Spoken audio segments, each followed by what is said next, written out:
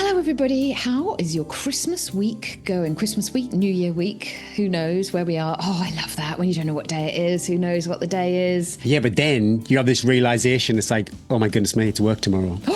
Horrendous. Yeah, but this is our work, Gary. So this is a joy. It's never a back to work. I'll be so looking forward to hearing I'll be looking forward to hearing if Santa's arrived at the Swaits house or if he drove on by. Thanks, Phoenix Light, for sponsoring this week's interview. The best design comes from the actual needs of users. Phoenix takes providing mobile lighting products with excellent performance as the goal and born for harsh environments as its mission. Never forget where you started and your mission can be accomplished. Head over to www.phoenixlight.co.uk to find out more. Patrons, you can enjoy 10% off and all you listeners 5% off with the code TNT5. All the discount codes are either in the description, Linktree or Patreon. Now, we talked about this competition before. Phoenix Light Up Your Limits Global Story campaign is live. This is how you enter. Share photos or videos of your adventure with the hashtag Phoenix Break Limits and tag at Phoenix Light, or you can email your story to marketing_10@phoenixlight.com. The $20,000 will be distributed in 4 stages with $200 guaranteed for each winner in every stage. Also, monthly picks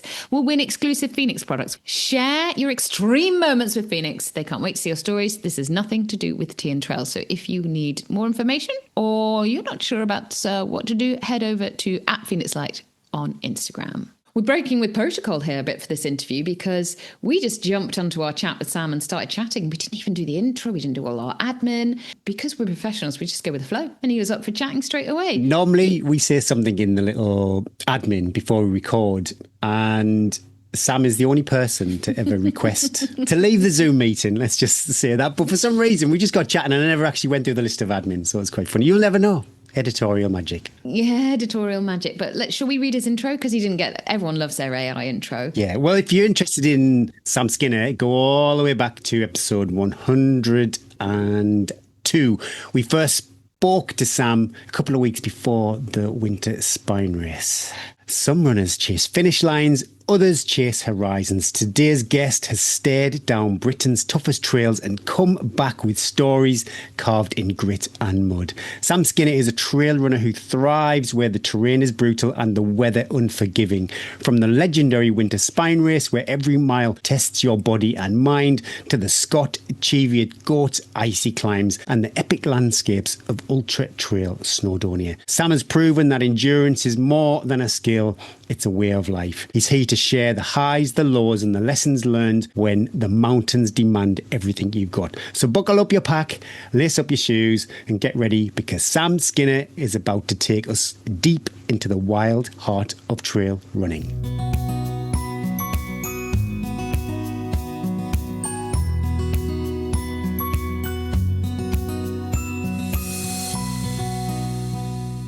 How you both been? All right? Yeah, we're good, thanks. We're just ticking along. Last bits before, probably like you, trying to take next week off. Yeah, it's hard work, isn't it? We had our work to do last night, so yeah, a bit of a late one. Yeah. We should have a works do, Eddie. I was going to say, do you have one? No. We're going to have it in February when we go and do the Moors Traverse, Gary. Oh, yeah. Oh, that's a good idea. I'll treat you to a meal at the Lion Inn. Yeah, the Co-op. Yeah, the Co-op. How are you feeling, though, Sam? It's not that long ago since the Goat. Do you pull up okay? Yeah. So energy levels have sort of come back. I had a slight sort of niggle on the right calf, which I've dramatically been sort of reducing training over the last sort of 10 days, but we're just climbing back into it now in preparation for the arc. Are you doing the 50 or the 100? We were just discussing that. Yeah, I'm doing the 100, down to do the 100. Oh. Yeah, it's a naughty course. It's like a roller coaster from what I hear. Yeah, I did it in 23. It was my first 100. Oh, that'd be fascinating. Like a benchmark against Sam Skinner from 2023. Yeah.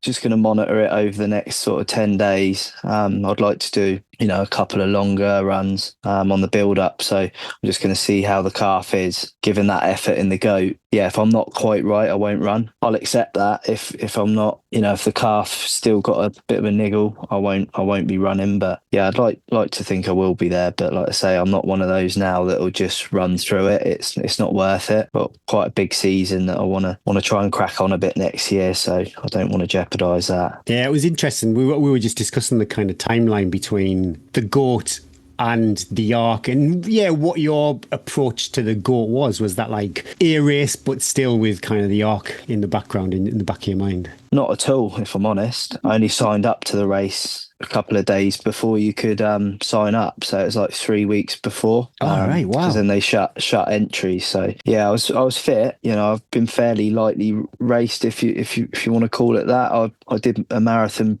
block for Abingdon, which I've been working on my speed work with Donny, and I got a good PB on that. Yeah, I was sort of looking at races for a bit of a long run before the Arc / tune-up race, and saw the Cheviot Goat, and I signed up. I bet you there'd have been people on SI entries checking who was on the start list. Then all of a sudden your name popped up, they'd be like, oh, bollocks. Yeah. I love it. Yeah, it was quite funny speaking to Robin and Simon at it was registration. They said that they hadn't seen me on there. And then it's nice to meet up with them. Yeah, because you've not seen Robin since the end of the spine, I guess. Yeah, and she was like a big part of the end of my spine. Remember sort of waking up on Hadrian's Wall in my bivvy. She was literally running past me. Yeah, we sort of buddied up, and as you saw, we crossed the line together. So it was, she's such an inspiration to so many people. She's a lovely lady. It was nice to both get the win at the Goat. We had a bit of a chat at the end, and it was nice. Can we talk about Sandy the van? I saw on your social media you got a big, is it like an ex-Amazon van? Yeah, it's an ex-Amazon van that we had converted. Yeah, it's been great with the kids sort of getting away and doing bits, and obviously for the ultra running as well. Yeah, spent 9 months, I think, overall. Just had various trades in when they can and helping me do it. Was that your accommodation for the Goat? Yeah, it was, yeah.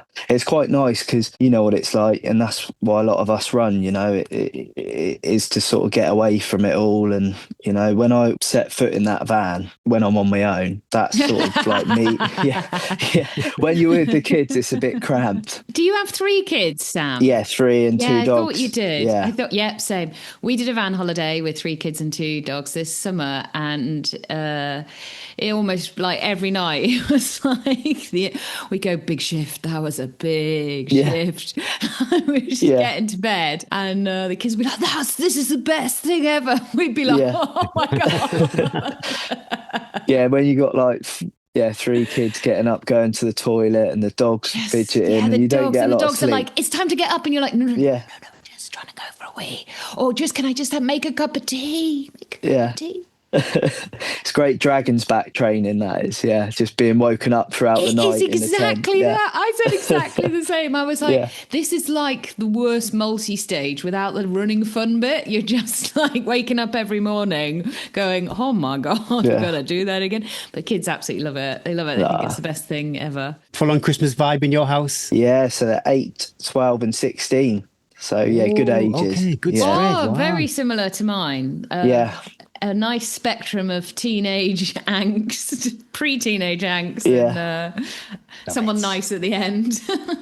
They love it, and especially my son's he's really embraced it the last couple of years with the running club, the Georgian Falcons. He's been coming out, and he's set himself a few little challenges. He's got one on a 30k. He's only 16. He's got a 30k on the 28th of this month, just a local one. So that'd be nice. We do together. They sound like the Sutton kids. I love it. Yeah.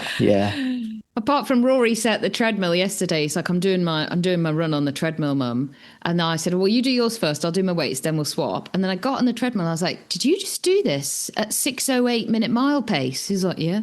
No big deal. I was like, you just got on and started running 2 miles at that pace. Oh, no. I was like, that takes me 30 minutes. Yeah. But they're a product to their environment, aren't they? I mean, you've had them, Eddie, up mountains and stuff like that at a young age, haven't you? Skiing and things like that. So they think that's normal. Quite resilient, yeah. Well, I always think of you because I see quite a few George Falcon runners, like when you see race results and stuff, and I always think of you and see it more and more, actually. So the club must be going from strength to strength. Oh, that's brilliant. I think we've got over about 120 odd people, and we don't call ourselves we are a club, but we're like almost like a little Community. movement around the South Oh, a Downs. movement. Yeah. Love it. Yeah, it's lovely, you know, and everyone sort of looks out for each other. And, you know, we got this big community WhatsApp group and everyone's just thriving off, you know, questions and asking about races. And just really, I mean, we had that Centurion Winter Downs. That's a local event for us. We had two from the club that did really well. Gemma Lyons, the women's, Yeah. she came in joint second. Yeah. Oh, she came in joint second with my friend Libby. That's Yes. it. Yeah, they ran with each Yeah. other for quite a bit. Yeah.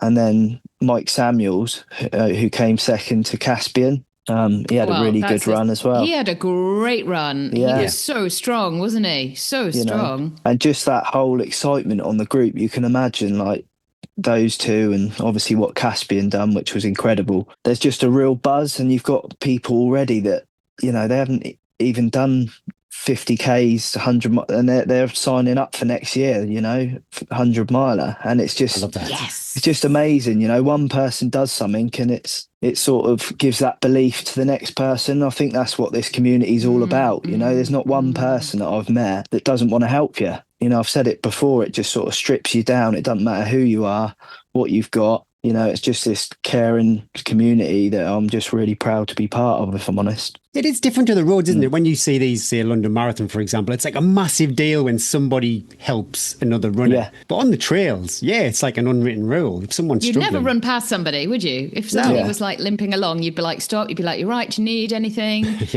yeah, sweet in your mouth. You'd be like, Yeah. you wouldn't even, but then you wouldn't be videoed and someone would say, amazing trail runner stops to Yeah, say. yeah. Last time we chatted, Sam, it was just before the spine.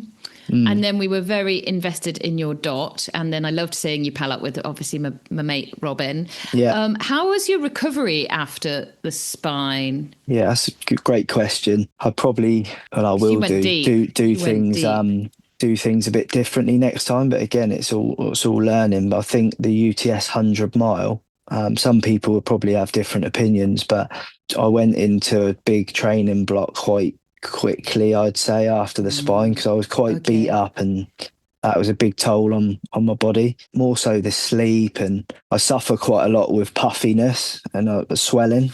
Oh, I'm with you there. Yeah, my swelling.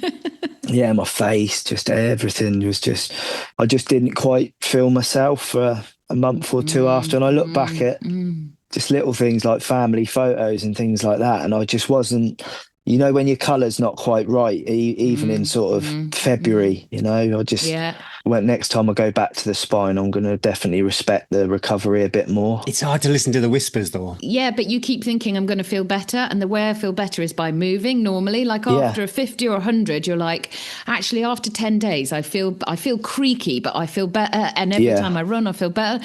But there's something about the spine. And I think the spine, even more than any of the other 200s have gone. I don't know if it's because it's like that little bit longer. So you've got that almost extra like 24 hours, that sleep deprivation, the exposure, the cold. But everybody I've ever talked to, it's like, actually, you're looking at probably the first half of your year being wiped out because you are. Yeah. you really have to go a couple of months, and then your body, like, I know I talked, Robin was really open about it when we were out on like girls running, going, I've lost like my power, my speed. I'm working so hard to like just to move at paces that I would have found relatively comfortable, and you're almost like, and you can't rush it, you can't push it. Like with 100 you can be like, right, get back into my strides and I'll feel better.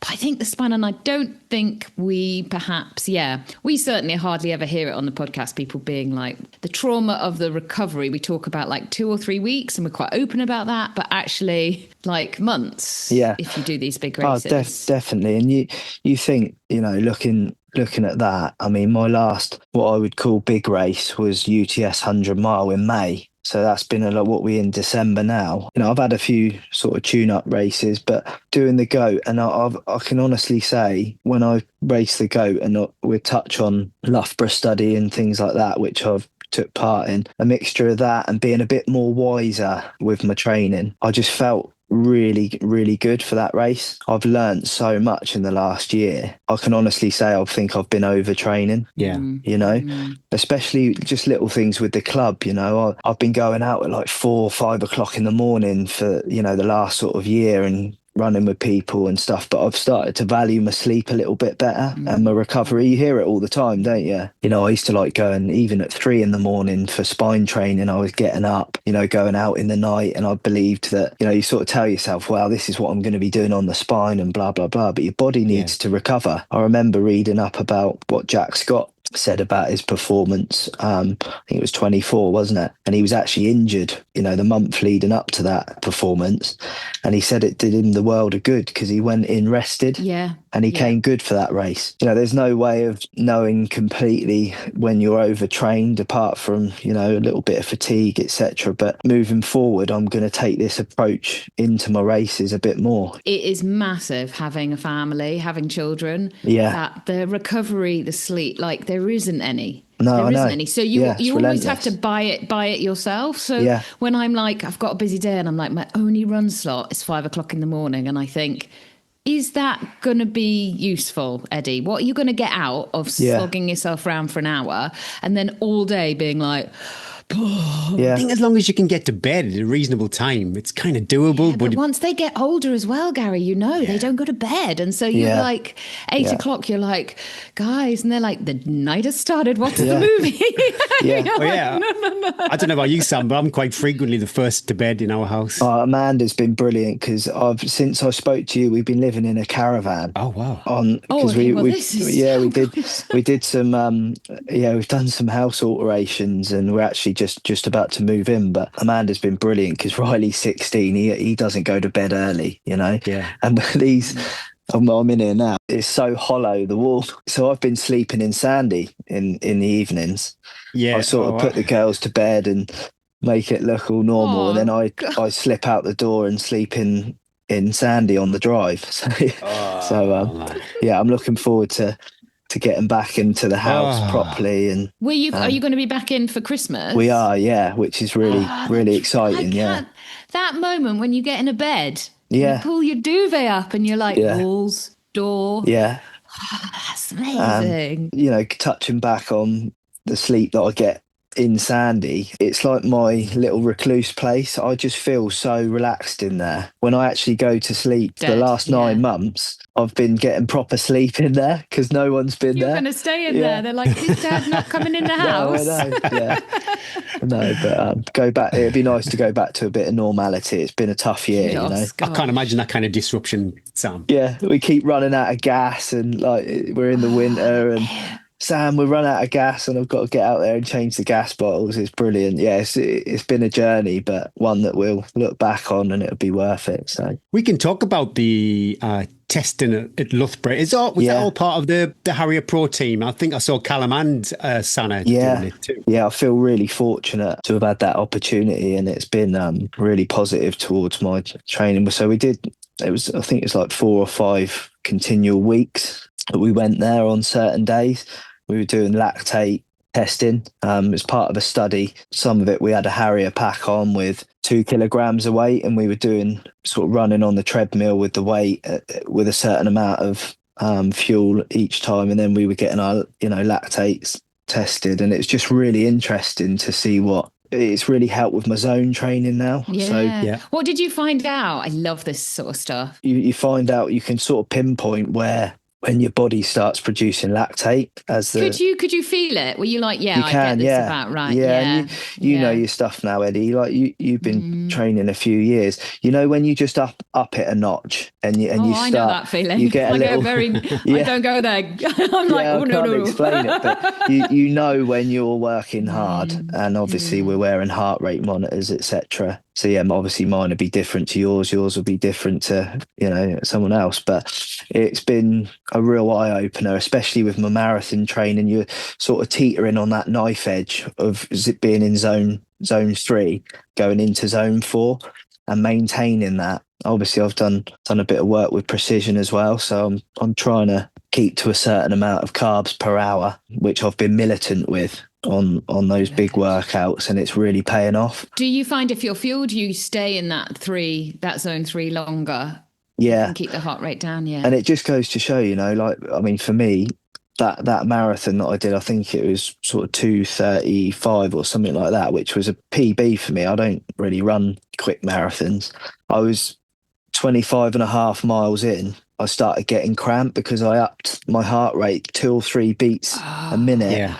And it's just fascinating, the human body, how, just because I upped it a notch towards the end, I started fatiguing too much and the lactate was obviously built. And I started getting cramp going into the track section of Abingdon Marathon. So it just goes to show, I think I was getting between 120 and 125 grams of carbs an hour at my lactate threshold. As soon as I went over that, your body goes no. It's crazy, and I've only got Loughborough to thank for that. And it's made me think that the last 2 years I've probably overcooked on the hills in some of my races, because once you start going into the red early on, especially in a 100-miler, you're a sitting duck. Exactly. And you know your onions. You can't sustain that. It's not scientifically you burn that possible. But you can't even come back from it if you burn that match in the first 20 miles, which I'm sorry, Sam and Gary, I see the mending 80%. But there are some races, like, is it like Lake 100? I think everybody's burning matches because they're going up Coniston straight away. So there's some races. Tricky. And the same with the arc, like you got to get out, and so you do have to slightly, like, you have to strike the match. And you might, and then you sort of put out. Did you find you had a massive zone 2, Sam? Were they like you were an aerobic monster? Yeah, and someone said something once, I can't remember who it was, but I've sort of always tried to keep it in the back of my mind that we're a diesel engine. As long as you keep feeding it and you don't go in the red too much. It's a great way of putting it to someone who's not very good at science like me.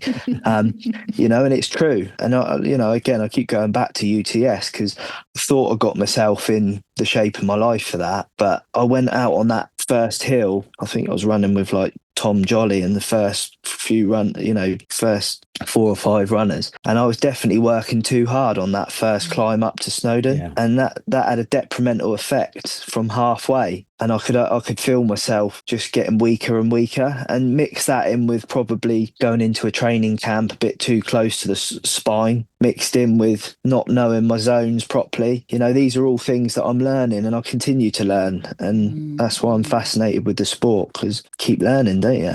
Keep making the mistakes, keep learning. You want to keep doing these races, though. It's wonderful. I know, I'd look at your UTS result, top 10. I'd be over the moon from that. But it sounds like with reflection, I'm definitely not. I wasn't all right with that result, if I'm being brutally honest. If I'd have perhaps trained a bit smarter, had a bit more sleep, and not gone gung-ho on those first 2 climbs, then it could have been different. But there's so much to take into consideration on these longer events. I think from hearing you talking as well, I think if you do something, whatever is mega to you, like you and I talk about the spine because that, that's the race we've got in common, and we both experienced coming out of that. But maybe someone doing their first 50 miler or their first 100 miler, if it's the first time you've done something like that, like the spine is hard because it's in January, so you do it, but you actually have to pretty much wipe out the year and go, I'm going to pay the piper for that race. I will then have to be like pretty low key for the rest of the year. But then it's really hard because,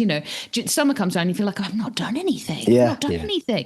I've lost my identity a bit because I'm not racing. And you have to like when I did Winter 200 at the end of the year, it was like, I kept thinking, I've not done anything this year. And I was like, well, it was only 3 months ago that you did. Yeah. We're quick to forget. But I think if you do something, whatever is mega to you, you kind of have to respect that. Yeah. And we're all learning that. And also, it's also new. So it's also new that we're trying to push the boundaries. We're trying to train like pretty much full-time athletes, do a job, have the kids, and then go like, I'm recovered 5 months later. What is wrong with me? Yeah. I didn't appreciate the toll of the Dragon's Back, to be honest, what that would take on me. It's funny because it was the best thing I've ever done as far as a racing experience concerned. But wow, the chunk it took out of me for 6 months, easy. Oh, definitely, yeah. Especially I don't know what's worse, because obviously Eddie and I have done the spine, but I've done the Dragon's Back, and it's hard because that whole disturbance of when you got other people coming in and out of your tent at all different times, and you're relaxing, or the one push, I call it, of just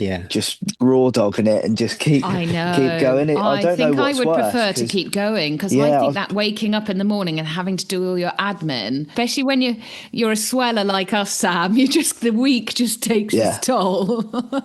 Yeah, it's a really hard, and I've been asked that question, and I can honestly say I can't split the two in They're different levels of. aren't They are different, but how I felt on different days of the Dragon Back when I pushed a little bit harder, or especially the second time that I did the Dragon's Back when I was up there at the sharper end, not right at the sharp end, but I certainly different athlete than the first year I did it and broke my foot. To then the spine, I'm not sure, and then the spine I didn't master the sleeping or the cat napping on the trail. So it's like, yeah, I remember I felt awful in both of them. They're both, yeah. I can't split them. I have to go back and do them at some point again. Yeah, go back and Third time lucky. With a sort of checkpoint going, right, rating. How much fun are you having right now, Sam? That could be your little emoji machine, Eddie, that you talked about. Oh, my emoji, yeah. Please rate your emotion with an emoji.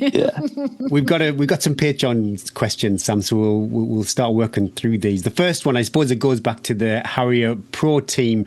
Rusty Fox 46. They're curious what input. I suppose, what does it look like being a Harrier Pro team member? Are you involved in like kit development and stuff like that? Yeah, so we're obviously lucky enough to work with them. We've been on a few training days and trying various kit. So yeah, that's quite good. So they're obviously working on our feedback. There's bits of kit that we're working on that need tweaking slightly, but yeah, they've been great, especially with listening to us and helping us, educate us, putting us through Loughborough and things like that. So Harrier have been been a great help. I was fortunate enough to be offered to do one of these like VO2 max testing. I think I was a bit scared by it. Was it really hard? It was tough, and you know what it's like. We're only human. You're different on different days. Some people are so focused on their numbers. Oh, what was your VO2 max and what was it?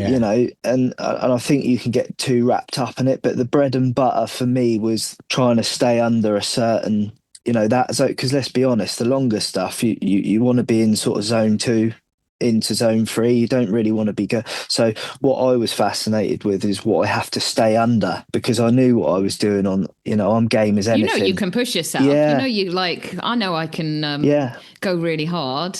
I know the information you get from your Garmin or whatever you watch is potentially quite sketchy, but was the data that you got back from it was within. Yeah, because your Garmin says a certain VO2 max. It was in a couple of units of that. That's interesting. Okay. So yeah, the Garmin was fairly accurate. Mine was slightly higher than what my Garmin was. Yeah, I don't really want to release or to go too much into because I believe that by using this data, certainly what we found out, it's can definitely be a positive in these longer races, which would go on to the Cheviot Goat in a minute, and what I tried to do on the Cheviot Goat. I think it was Jack Daniels. I read a book from Jack Daniels years ago, and he had these charts, and I just thought it was absolutely amazing that you put in maybe your 5K time or your half marathon time and your marathon time. I'm not too sure if you've done this, and then you'd go along the line and it would basically say what your VO2 max was, and it was like within one or two numbers. It was spectacular. Yeah, don't get me wrong. I mean, you've got athletes that are absolutely obsessed about it, and then you look at the likes of Mark Derbyshire, who I've done quite a bit of training with, and we all know what an athlete he is. He doesn't concentrate too much on that sort Dan of data Wilson and look at doesn't even have a watch. And I'm not going to sit here and say, oh well, now I'm obsessed with. I'm not. I'm just. It was great. It was great data to get, and it's definitely helping me in my training. I find it really motivating. I find it's almost a bit like my training partner is my heart rate zones, and some people don't like it. They love RPE and stuff. I love the data, but when you're kind of fighting fires, it doesn't make any difference what your VO2 max is. 100%. And there's split decisions like that you need to make in that race. It doesn't matter whether your VO2 max is this or that. If you smack your leg on a style, puking up, shitting in a bush, it doesn't matter, does it? VO2 max is great for the first 800 meters. Yeah, exactly. And that's what. Let's talk about the goat, Sam, a little bit. 6 a.m. start. How does that wash with you? Yeah, like an early start. Oh, it's early for winter, isn't it? It was early, yeah. But again, luckily, I had my camper van. I was parked just round the corner because it's so remote. Have you been up to the Cheviots? Yeah. Ingham, isn't it? Yeah, it's quite remote. So I knew a few other people that were up there in Airbnbs and stuff, and they were like 30, 40 minutes away from the start. So it was really, that was a a great bonus that I went up there the day before and found myself a little spot just tucked away from everyone, and I was able to prepare for the race. Can you boil stuff if you got a little cooker in there? Little stove, yeah. What's your breakfast of choice for? My breakfast of choice was porridge with with a little bit of honey. I had some of the precision carb mix. I've just sat down with Precision a couple of days ago and did a case study on what the exact intake that I had, which is really interesting to look back on, especially for future races. So you'll probably see that because they're going to publish that. So you got no chance to recce the course or anything like that? You just straight no, from the nothing. GPX? Yeah, we'll go on to that, but it was just so similar to the spine in so many ways. Obviously, we go past parts of the Pennine Way, but just to move through that, it's quite tough. There's a few little tricks. There's some fences and stuff like that we were pulling ourselves up on instead of taking a line where you're going straight across the bog. Yeah. Simon and I were going close. There's quite a lot of fences on that, on a section just before Barrow Burn. And we were, pulling ourselves up on the wire fence as we were going up, little things like that just help you move a bit quicker. Emma Franklin actually asked, she said, and this is probably what we're all going to want to know, how do you hone your technique for covering ground so quickly over sodden bogs and deep off-piste heather? I completed the Goat this year and literally couldn't fathom how fast you guys could run with those underfoot conditions. Can you share any advice? Yeah, what was really interesting with this race is I didn't use poles. And a lot of people know me for using poles, which I use them a lot, like the Helvellyn Harrier poles. But for this race, I've been trained, and training as well without poles. It's not saying I won't use poles in the future, but again, there's quite a few fences and things like that, and I just felt, I snapped a couple of poles on the Dragon's Back when it was wet and marshy, and they were more of a hindrance at times. And now I've built the muscles in my legs over the last 4 or 5 years and, continual training. I think when you're racing over that sort of terrain, sometimes the hills aren't long enough for me to warrant using poles. If I was in the Alps or maybe even for some sections of the Arc of Attrition, I might use poles. But for this race, I'd always plan not to use poles. But in answer to her question, trying to find fence lines. There was a lot of daylight, obviously, in the day, and I was looking for lines that had quad bikes or farm machinery that come across. There's quite a lot of grouse shooting and things like that. So just trying to be vigilant for lines, head towards trodden bits, but it was quite tricky ground. So everyone was in the same boat, really. Yeah. Is it the flagstones like the Pennine Way, or is it even just? Yeah, when you're going up the up Cheviot. I actually missed the line going up there. I broke Simon at Barrow Burn. And when how did you break Simon? Did he just disappear, or was he like? Yeah, he was changing his socks. I thought, I've just got to take my chance. So I just sort of downed 2 rice puddings that were in my drop bag. I'd prepared my flow gels and all my gels in a thing, and I just quickly put them in, and I said, I'll see you out there. See you out there. I always do like an 800-meter sprint. Then, if I've gone past someone, I've got to kind of try and break their heart for just a little bit, just to get a decent gap. Are you running scared then, Sam? Once you've made your move, I've obviously done races like the Winter Downs 200. I think I had about 5 or 6 miles on Rye Webb at one point towards the back. And I gave it away. Obviously, I was a little bit injured through tendonitis on that occasion, but I remember being sort of a bit too obsessed about where he was and not my own race. So I've really started working on my mental side, in running, where you can only go as fast as you can go. Again, going back to the Loughborough and just trusting yourself. And I knew I had a bit of a gap on him. And I just managed to. That's why I was so pleased at the end there. I was a little bit emotional because it was the first time where I've really kept everything together and believed in myself. All the training I've done and the races I've done, it all sort of come together. Sharon Dyson, you must know Sharon. She's a lovely lady. She's a big fan. She's a big fan, Sam. She says, love her. A few of us were there to witness your F1 style pit stop at the one and only aid station for this event. Talk us through what you had packed in your drop bag and what your strategy was. Is that the double rice pudding? Yeah, I've sort of jumped the gun a bit there. Again, going up the day before, made sure I prepped. I had a rough idea what my time might might be within, I'd like to do it in 11 and a half to 12 and a half hours. So I was really regimented with my gels. I just had gels the whole time, apart from those 2 rice puddings. Okay, that's huge. And my sodium and salt intake, which we've gone through our numbers with precision. So I was pretty dialed in on that. But it's just having everything prepared, letting you all into my secrets now. But just, just having everything prepared and not taking too long. It's easy to faff though, isn't it? Even though you feel like you're moving quick, before you know it, you're 5 minutes have gone. I hope it doesn't sound too flippant, but where I've done longer races, right, you can get into that checkpoint and get straight back out again. Don't faff, because it's not only 100k race, because that sounds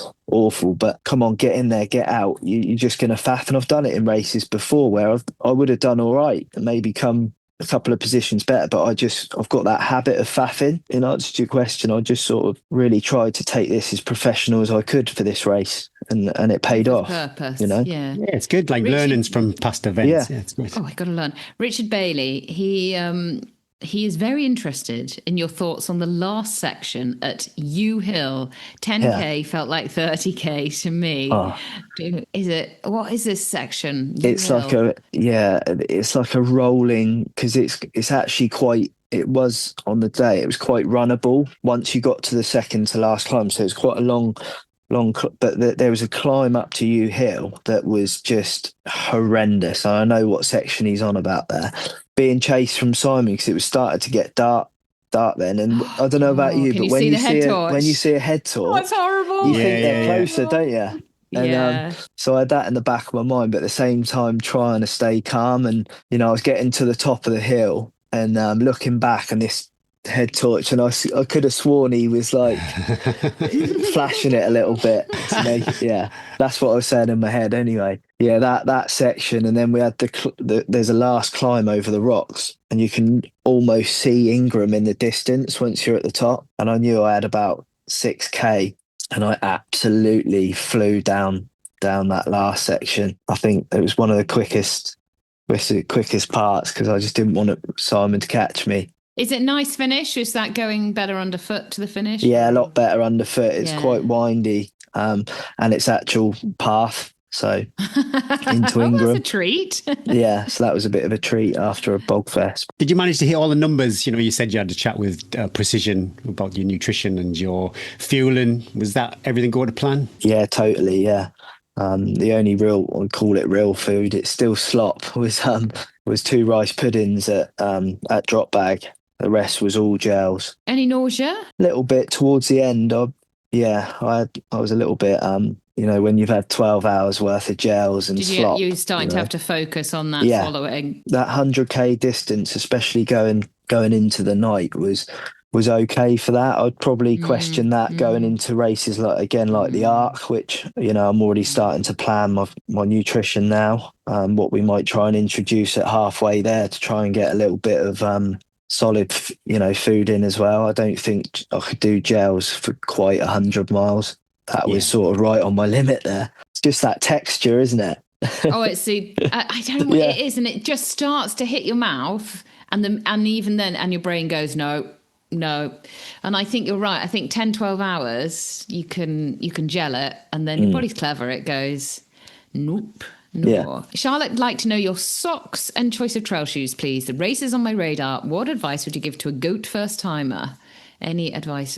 Congratulations on a superb win. Thanks very much. Emoji. Yeah, it's pretty basic. I've shared it before. I've done it started doing it at the Dragons back in 2021 when I did that, and right the way through is I Vaseline the hell out of my feet, and then I put Injinji socks on.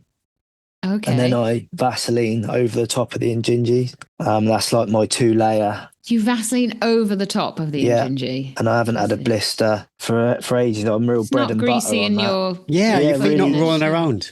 Yeah, really greasy. But it just works. It works for me, and I don't get blisters. Obviously, your feet are hardened now anyway. I don't go mad on my feet. Look awful. I'm actually embarrassed to get them out, but... Don't be. I've hardened warrior feet. Hardened them for a few years now. That's what I do, and I share that quite a lot with people that have trouble with feet. Obviously, something like the spine, I think I changed my socks a couple of times on that at checkpoints, but again, I just did the same method. My Gore-Tex doesn't work for me at all, or the twisty. You know, I use VJ. I'm lucky enough that VJ have look after me, and I get quite a few pairs of shoes a year. They've brought out a more cushioned model, have they now? Yeah, I'm actually. Yeah, we've got like not allowed to say too much, but we've got a prototype that they're going to be releasing in I think February or March, which is incredible. Which I've been wearing on a lot of runs, but for that race I wore the Max 2, which is the same as what I wore in the Spine and Dragon's Back. They drain amazing. They're still 4.5 mil lugs. Amazing shoe. They've got super foam and they're just not too high stacked. I love the VJ Ultra, but on marshland and bogs, they're just a little bit too high stacked for me. I might even wear the Max 2 at the Arc because it's quite technical in places, and I like to be able to feel what's underfoot. The grip is amazing. I used to wear the VJs incredible. in the mountains. Incredible. I've used MV before, and I think they work off that same outsole platform. It's like a butyl rubber, which I don't think there's much competition when you're kind of going from fell trail to wet rocks, from what I hear anyway. Everyone does their little walk around the house or caravan with new shoes. If you walk on laminate flooring or tiles, they literally, you can hear it sticks. Sucking it, Yeah. And there's just not. Walk around Carrefour supermarket going, and I think, I've forgotten to change, because I think, like, am I wearing them out? Because the grip is. But I always found they weren't cushioned enough for longer stuff. So if they were adding a bit more cushion to them, I'd be. Have you tried the Max 2? No, not try it. Try them. For years now. Highs and lows, I suppose, Sam. Yeah, Kingsley Phillips. What do you tell yourself in the moment when racing really gets tough? How do you push on? Yeah, that's a good question, because again, I've worked on that, again, being chased in the past, and I let my head get the better of me. It's just believing in yourself and reminding yourself that you've put in the training, trying to stay as focused as you can and not worry too much about where you are, or you're in the moment, and to just keep doing what you're doing, because it's obviously working, especially in my case in the Goat when I was leading. Like I said, just then, believe in yourself. I've worked quite a lot on my mental side last sort of year, and believing in yourself that you've put in that work. If they're working hard, or say you are in a race against, whether it's you or you're right at the back of the field and you're just taking part, and if you're running up a hill and you can't talk to yourself, you're working too hard. Staying calm on the climbs and the runnable sections are runnable. And I've sort of tried to work on my flow a bit more. I call it my flow. Simon started that race and he was, like he always is, so strong on the climbs, but I believed in myself that when I got halfway up one of the hills, I couldn't run all to the top. I power hiked it, and then I caught him on the downs. Whereas before, I think, why is he's up there? Let's try and chase him. But my heart rate's different to his, and it's just believing in yourself that you can perhaps catch him on the flat sections, which I've just got a 2:35 marathon, got it in me that I can regain that. Do you see what I mean? And do that whole seesaw. So you had headphones on. What are you listening to? That is a playlist that my son put together for the Dragon's Back in 2021. It's an old iPod shuffle. Everyone's been messaging me taking the mix saying they don't even make those. 3 iPod shuffles. Yeah, they don't even make them anymore, I don't think. But because everyone has this Bluetooth and God knows what. But I like my bread and butter, iPod. So it's got like a mixture of literally his drum and bass, classic music, 60s. I think there's a bit of Elvis on there. There's everything. Classic. Yeah. Can't go wrong with Elvis. Just something to sort of break. I love my iPod, and I only use it for races so that you're not burning through. And the songs on it, I only ever listen to them when that iPod's on. Yeah. And everyone's a joy. And I'm like, I know, I heard this for ages. And I'm like, oh God, I've got to go through this one. It's terrible. Yeah, and you get a song that comes on that reminds you of something that happened, or I think there was one of my wedding songs on there, and that was quite nice. Do you know what I mean? So I'm a bit cheese on toast, but I'd be too emotional, I think, if I had songs like Yeah. that cropping up. I have got I'm in a dilemma. Do I do a sunny marathon in Spain in December, or do I go and tour the line, the Cheviot Goat? And yeah, other listeners too might be thinking, I fancy a slice of this. Any tips for somebody thinking about touring the line for the Goat? Gary, you can't ask for a training plan. Yeah. No, it's a good question, but yeah, obviously get out on the terrain that mimics that race if you were doing the Goat, and yeah, I'm a big believer on speed work as well, especially when you want to sharpen your times and things like that.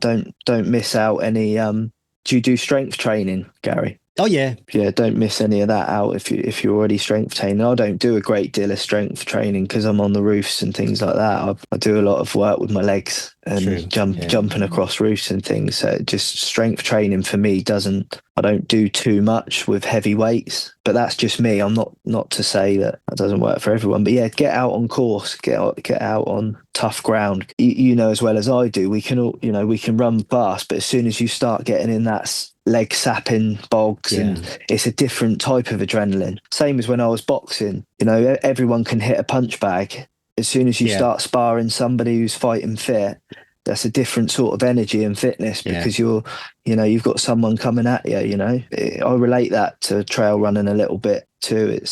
You can do lots in the gym and things like that, but just getting out on course is definitely I think it would be good to witness that kind of terrain. I've heard stories of people, maybe they'd had an aspirational time for UTMB based on a kind of South Downs 100 time without really appreciating UTMB, and the South Downs are a completely different task. But yeah, that underfoot, from my memory, I spent quite a bit of time in the Cheviot, so it's not unfamiliar for me, but it's just relentlessly boggy. And you had a wet year. I think previous years, I'm sure one year Simon was just breaking through ice for hours and hours and hours when he was running the race. Quite a good little moment was it wasn't a good moment going up Cheviot because I took the wrong line and I sort of lost a few minutes, but then once I found the flagstones, you double back on yourself. So I touched the top, come down, and Simon was running up in his orange coat and he was game, and he high-fived me.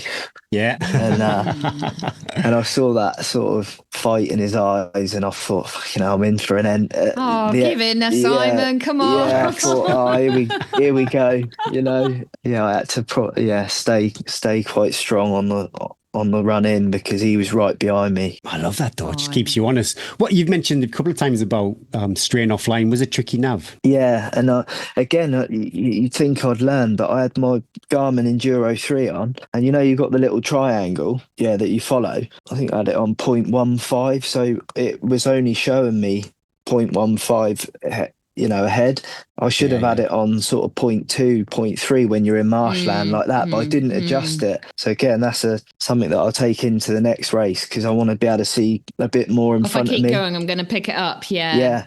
And I reckon I wasted probably 10, 15 minutes of that second section just trying to follow that line, but you've got to trust yourself as well. The Viz was all right in sections. It's just trusting yourself. Don't look at your watch too much. You're in a massive open section. You've just got to keep going forward. Those tracks are only a GPX sort of a guided line. There's no tracks out on that marshland, so it's sort of picking your lines as well. Like I said before, if you can see some Jeep marks or quad bike marks, which there's quite a lot of. I do that all around here. I'm like, great, a tractor's gone through. I'm going to run in that track.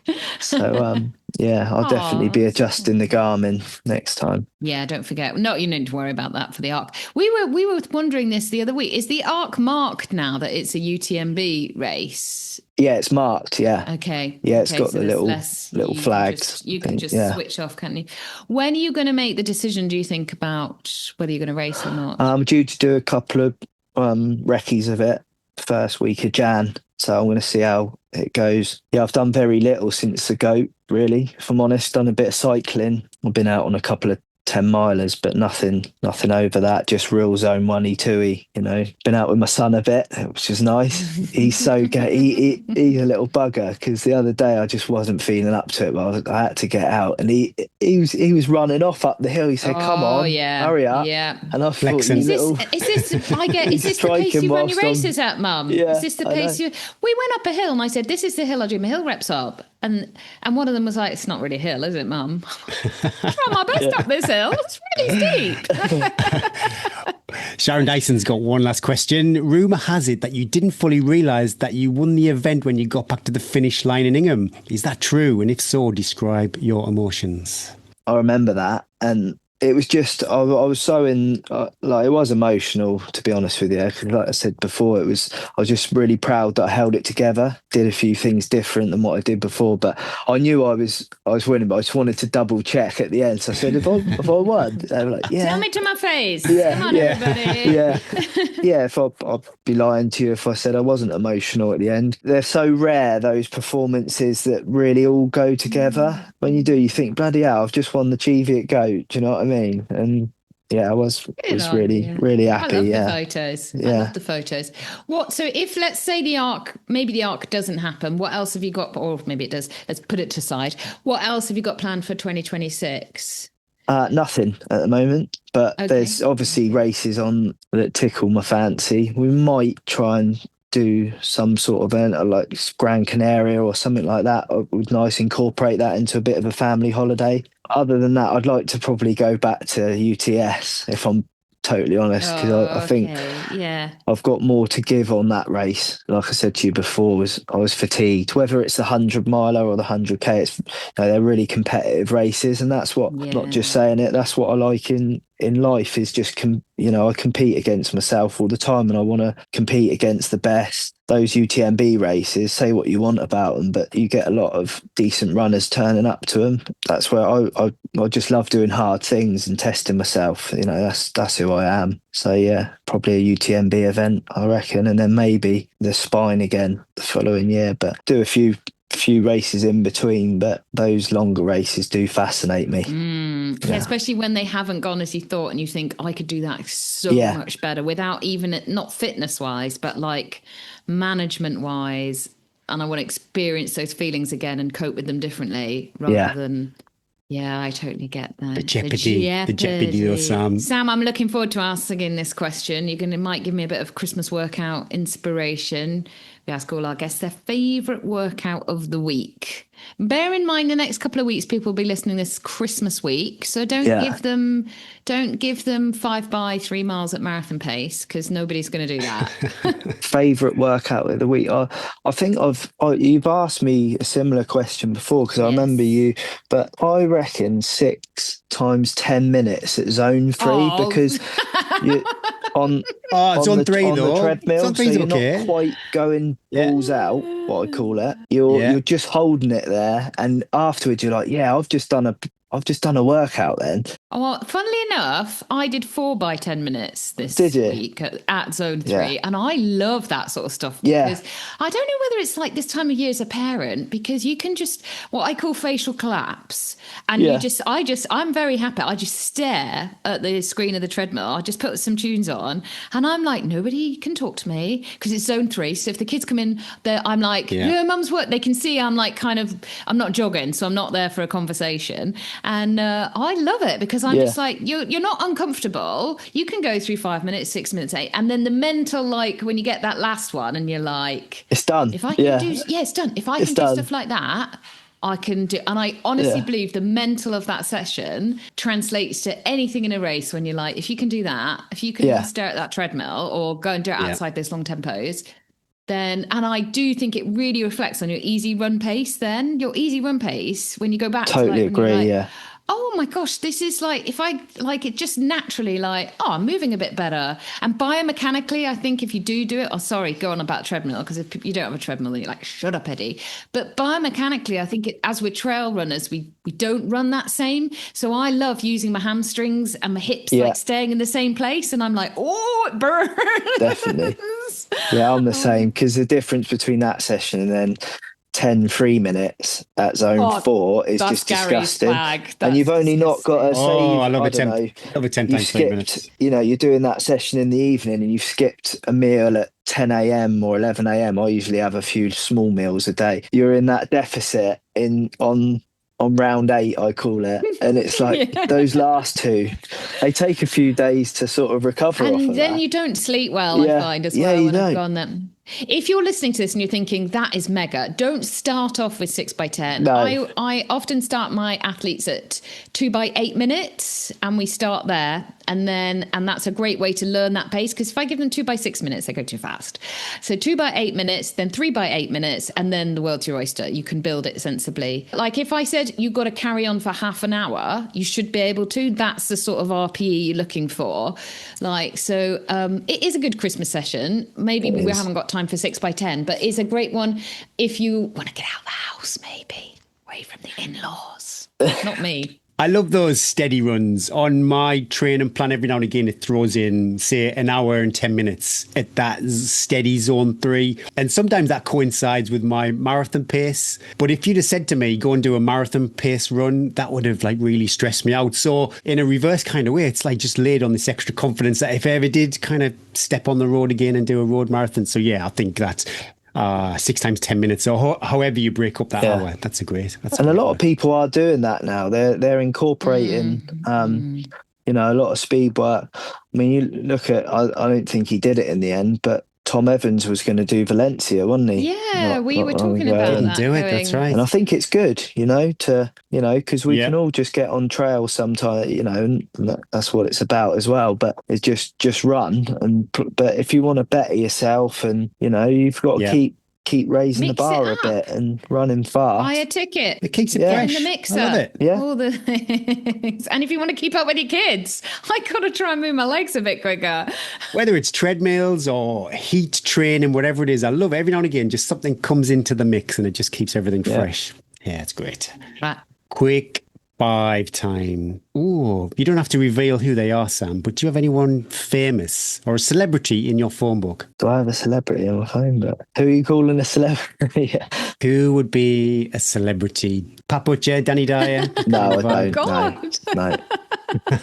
No, sorry, I'm a bit boring on that. Oh, what's your breakfast of champions?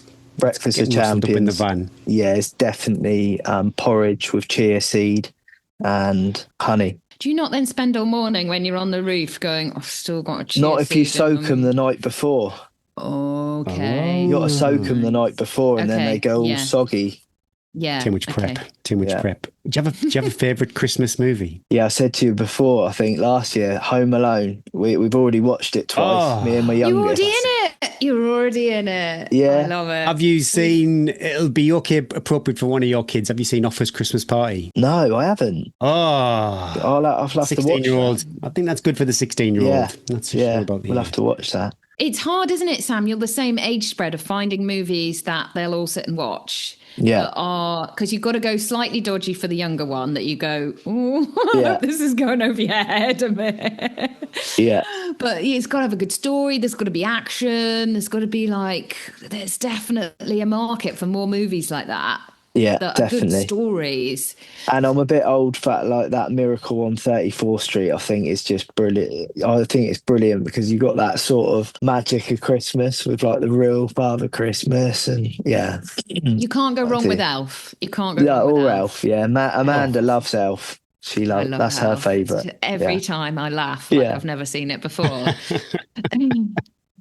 Love it. Oh, which TV show would you like to star in? A lot of people have said, Sam, you should try that SAS Who Dares Wins, I think, or something like that. You'd be disgusted. You'd be like, quite like I've that. done it. I've done the challenge. Can I go back? Because Yeah. I have still.